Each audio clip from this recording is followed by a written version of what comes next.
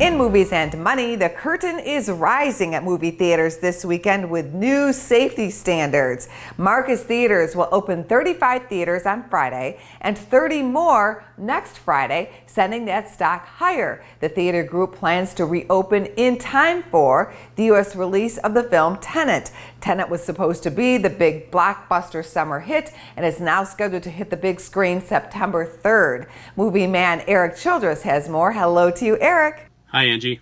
Well, movie theaters are coming back this weekend, and there's a film that's been determined to be the first big release out of the gate, Unhinged. Here's a look. Ma'am, are you okay?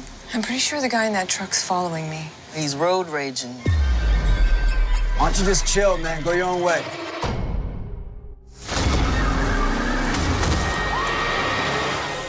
Precisely, Angie. The newly formed Solstice Studios has been playing a game against Warner Brothers and Disney through this pandemic-laden summer by trying to one-up them on being the first big film to reopen theaters.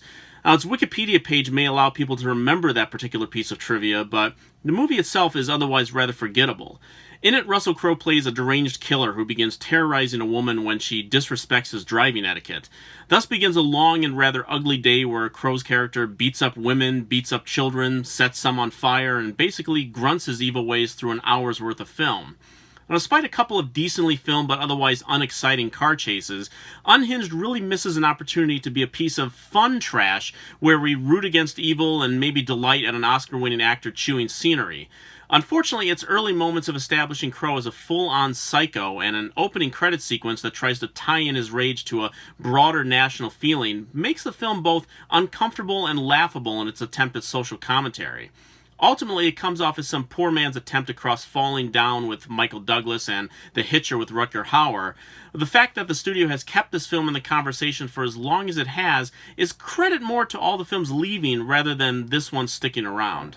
AMC Theaters is also reopening for the weekend, but it's also arriving with some complications. What can you tell us, Erik? They sure are, Angie, though some were already taking notice that AMC seemed to not be taking their social distancing practices seriously. As you can now go online to choose specific seats for any showing, the computer was showing a disturbing level of bunched seats, whether it be for groups and families or just random strangers. Now, this was after the theater chain put out a promotional video assuring patrons of their safety measures. The theater chain then quickly changed its tune and blamed it on the computers having not implemented the proper coding to block off seats. Then again, the theater chain is out of luck regardless in the two biggest markets in the country. Governor Cuomo this week said that gyms will be reopening in New York, but not movie theaters. That, coupled with Los Angeles and any number of other theater chains still not reopening or allowed to reopen, that is going to put a damper on this soft relaunch, and we could be a couple weeks away before seeing how people really feel about going back into theaters. Well, thank you, Erik, as always, for keeping us up to date. Thank you, Angie. Check us out on social media. We're on Facebook, YouTube, and Twitter. And go to businessfirstam.com for where to see our show on TV.